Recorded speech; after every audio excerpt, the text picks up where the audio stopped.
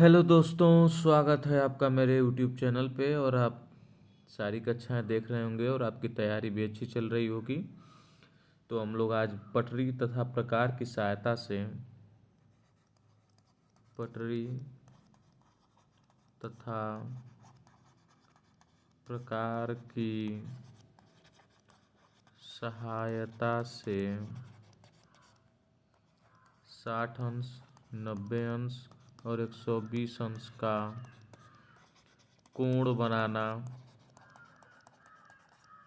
सीखेंगे। बहुत ही महत्वपूर्ण चैप्टर है आपके लिए। लघुत्तरी में एक प्रश्न जरूर पूछेगा। 2 नंबर आपके पक्के हैं। वो पूछेगा कि 60 अंश का कोण पटरी प्रकार की सहायता से बनाइए तथा रचना कीजिए। तो हम लोग देखते हैं, चलिए शुरुआत करते हैं। 60 अंश का कैसे बनाएंगे। एक रेखा लेंगे ए और बी, और बिंदु ए से पर अपने प्रकार की नोक रखेंगे और एक चाप लगाएंगे। फिर इसको बिंदु P मान लीजिए। फिर बिंदु P पर अपनी प्रकार की नोक रखेंगे और एक चाप लगाएंगे जो यहाँ काटेगा। A और B को मिला देंगे और यही 60 अंश का कोण बन जाएगा। तो इसको हम लिख सकते हैं। हमने पहले जो जो किए हैं वही वही लिखना है आपको। रचना में लिखेंगे सर्वप्रथम AB रेखा खंड या रेखा लिया। बिंदु A को केंद्र मानकर एक चाप लगाया जो रेखा पर स्थित बिंदु P है तथा P बिंदु से केंद्र मानकर एक चाप लगाया। पर ऊपर लिखते हैं जो उसको मान लीजिए यहाँ पे C, जो C बिंदु C पर कटा तथा A व C को मिलाया, 60 अंश का कोण आपको प्राप्त हो जाएगा।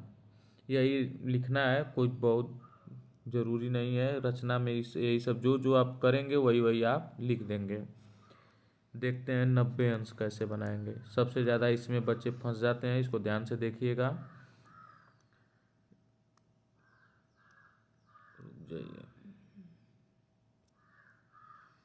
बिंदु A और B ले लीजिए। A से आप वही काम करेंगे। अभी A से एक चाप लगाएंगे, मान लीजिए इसको P मान लीजिए। यहाँ से एक चाप लगाएंगे तो 60। फिर यहाँ से इसको C मान लीजिए। यहाँ से एक चाप लगाएंगे तो यहाँ 120 अंश तक जाएगा। और यहाँ से एक चाप लगाएंगे आप तो यहाँ कटेगा। फिर बिंदु C से एक चाप लगाएंगे तो यहाँ कटेगा।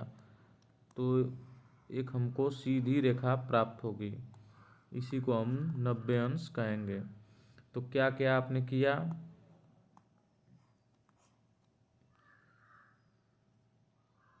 आप इसी को लिख देंगे। तो 90 अंश की रेखा, 90 अंश का कोण बन गया। लिखेंगे इसको हम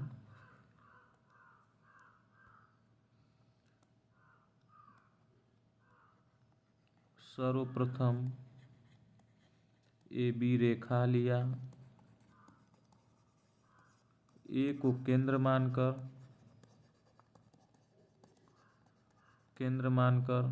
एक चाप लगाया, ए बी रेखा पर स्थित बिंदु P है तथा P को केंद्र मानकर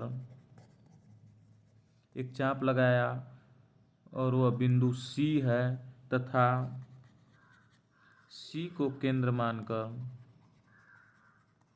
एक चाप लगाया जो बिंदु P है, P नहीं B मान लीजिए B है, तथा बिंदु B को केंद्र मानकर एक चाप लगाया तथा C को केंद्र मानकर एक चाप लगाया जो स्थित बिंदु D है तथा A व D को मिलाया और हमें 90 अंश का कोण प्राप्त हुआ। इतना ही लिखना है आपको। आप सुन लीजिएगा एक बार और कि हमने क्या किया है। सर्वप्रथम बिंदु ए को केंद्र मानकर एक चाप लगाया, बिंदु P A B पर है। P को केंद्र मानकर एक चाप लगाया जो बिंदु C पर कटा। C को केंद्र मानकर एक चाप लगाया जो बिंदु D पर कटा और D से मानकर लगाया जो बिंदु P पर कटा। उसको तीनों को एक साथ मिला देंगे, हमें 90 अंश का कोण प्राप्त हो जाएगा। 120 अंश का कोण हमने आपको बता ही दिया कि 60C, चलिए उसको फिर से बता देते हैं आपको। 120 अंश के लिए एक रेखा लीजिए, A और B, यहाँ से एक चाप लगाइए। चाप लगाने के बाद अपना नोक यहाँ रखिए। 60 अंश हो गया, यहाँ से काटेंगे 120 हो जाएगा। 120 अंश यहाँ से यहाँ काटेगा और A से इसको मिला देंगे तो यही हमारा 120 अंश मिल जाएगा। तब इसको लिख सकते हैं कि सर्वप्रथम हमने ए बी लिया, ए बी से हमने एक चाप लगाया P पर, P से एक चाप लगाया जो C है तथा C को केंद्र मानकर एक चाप लगाया जो बिंदु D है और A और D को मिलाया, यही हमारा 120 अंश का कोण बना।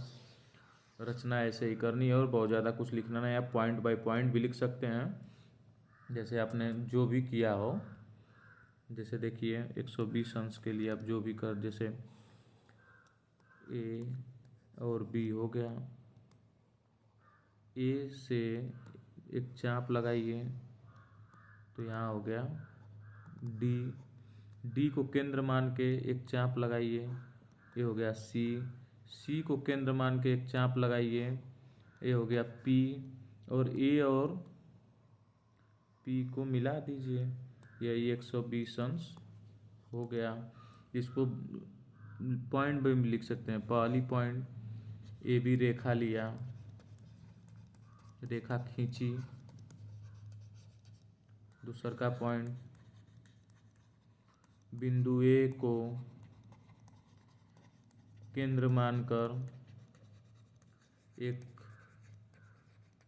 चाप लगाया जो ए बी रेखा पर स्थित बिंदु D है। फिर आप तीसरा की पॉइंट लिख सकते हैं कि बिंदु D से केंद्र मानकर एक चाप लगाया जो P पर, बिंदु P पर है तथा P व A को मिलाया, हमें 120 अंश का कोण प्राप्त हुआ। या ये भी लिख सकते हैं कि चाँदे से मापने पर हमें 120 अंश का कोण प्राप्त हुआ। हो गया। चलिए धन्यवाद। आपने पटरी प्रकार से सहायता से 60, 90, 120 अंश का कोण बनाना सीख जाएंगे। प्रयास करिएगा, एक दो बार प्रैक्टिस करेंगे तो भी तभी आप लिख पाएंगे परीक्षा में, और बहुत इम्पोर्टेंट है। धन्यवाद।